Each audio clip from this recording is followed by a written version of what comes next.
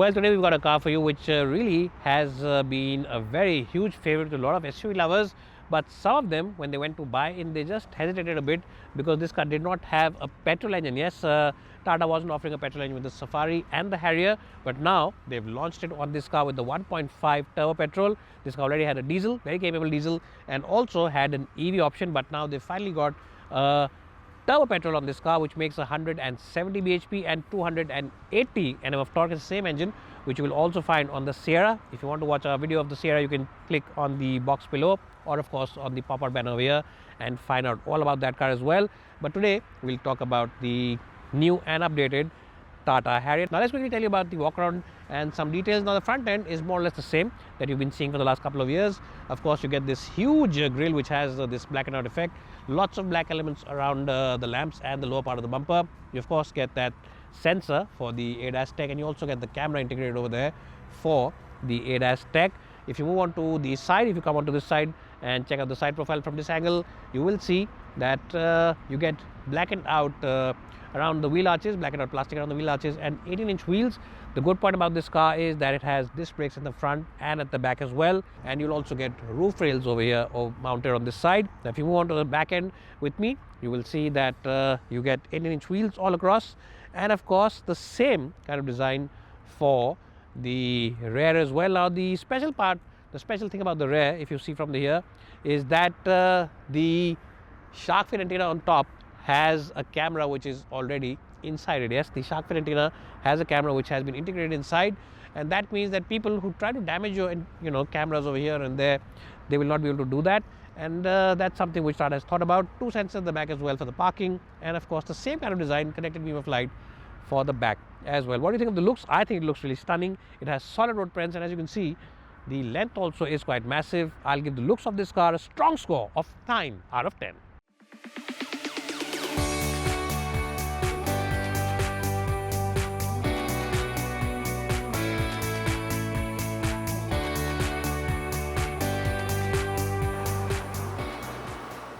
Well, so I'm now inside the cabin of the new Harrier, the updated Harrier.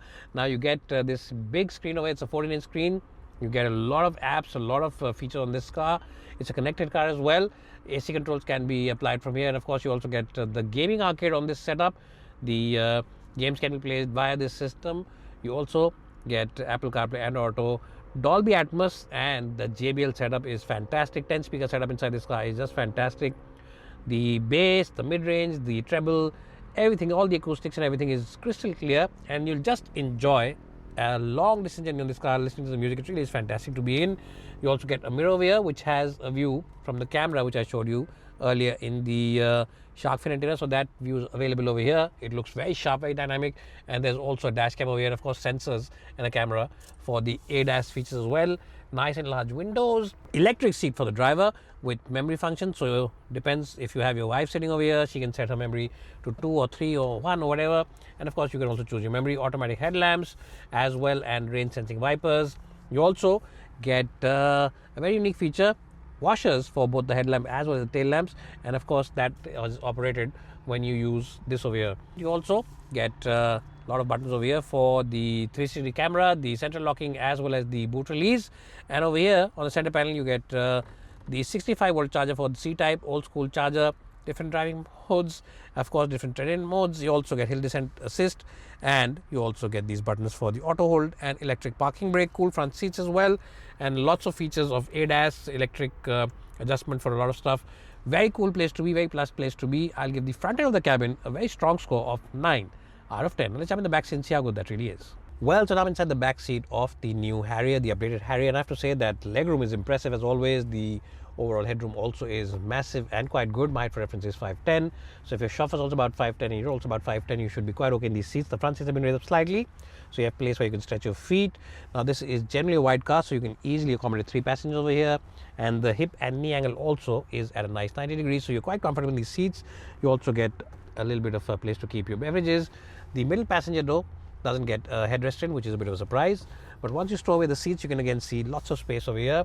You also get integrated blinds over here on this version, which means that those days when the sun is into your eyes are completely negated. lots of places to keep your odds and ends, and nice quality overall inside the cabin. Now, as I said before, the interiors feel much more plush and much more expensive than the car is, and I think Tata Motors has done a fantastic job with the upgrade of the Harrier. I'll give it a strong score of 9 out of 10 in this second row as well. Now let's quickly check out the boot and then take this car out for a drive. Well, let's quickly show you the boot of the Harrier, because that's also a very important factor about this car. Now, it's a power tailgate, but let me just open it since it was open. So let me open it manually for you. It's a power tailgate otherwise. Now you get a very nice and square design of the boot. There's a JBL subwoofer on the left side. On the right side, you have plenty of place to keep your odds and ends. There's also a hook which says 2 kilos, so you can load in those carry bags over here. Now, there's a bit of a sill, but it's not too much, it's not too deep. And I think this car's boot can easily accommodate 3 or 4 large pieces of suitcase. Yes, medium-sized suitcases can go in without any fuss, and the large one also, I think at least 3 of them will go in. So in case your mother-in-law is coming from the hills and she's planning to stay for a couple of weeks, this car will easily accommodate all her luggage and no issues on that front. And you'll also see this partial shelf over here. This is the button for the power tailgate. You press it and the tailgate goes completely down and shuts off. 9 out of 10 to the boot as well. This is a very impressive car, and I think that we should now take it out for a spin, because the driving bits is the important factor. Well, so here I'm driving the new Tata Safari. It's not a new Safari completely, but it's a car which now gets this new 1.5 turbo petrol engine. Now, it's the same turbo petrol which we've already seen on the Sierra, but on the Sierra it makes about 160 bhp. On this one, it makes more power. It makes about 170 bhp, and they've also got the torque figures up. It makes about 280 Nm of torque on this car. On the Sierra, it makes about 255. So both the torque as well as the outright power bhp is up, and the reason for that, of course, is that this is a slightly bigger car. It's a little more expensive, and it's also a little more heavier, so they've upped all those performance figures. Now, how is this car to drive? Now, as soon as you start this car, the start stop button, when you hit that, you'll instantly be very impressed with the overall refinement levels from this car. Yes, Tata Motors has done a fantastic job with the tuning of the engine and the refinement levels. Very quiet cabin, and also once you get on the move, the insulation of the cabin is generally very good. It feels like a very nice and plush place to be. Once you shut off these doors and you make that solid sound comes, that thud comes, you are in a cocoon of isolation from everything outside. All the cars which are honking and all the bikes which are passing you and all, there is of course some sound which enters the cabin, but it's not too loud and it doesn't really trouble you. So the insulation inside the car, the cabin is quite good. The engine refinement is quite good. Now, this is a turbo engine, so what you really will enjoy is that once you get the revs going higher, the performance also does improve quite a bit. And of course, once you really put it in the mid-range and the top of the line towards the rev range, the red part of the rev range, it really does perform quite well. It does become a little loud towards the red part, but other than that, it remains very quiet. We're also getting decent fuel efficiency. Now, Tata, of course, has done a record run with this car where they got very good fuel efficiency figures. But in terms of the live figures, we're getting about 12 kpl in Delhi traffic, which is quite decent, actually speaking, considering the shape and size of this car. We're getting 11.5 right now because we stopped this car and the AC was on and we were shooting. But before that, we were getting about 12 with an average speed of about 27, 28 kilometers. So yes, the efficiency figures also are quite good.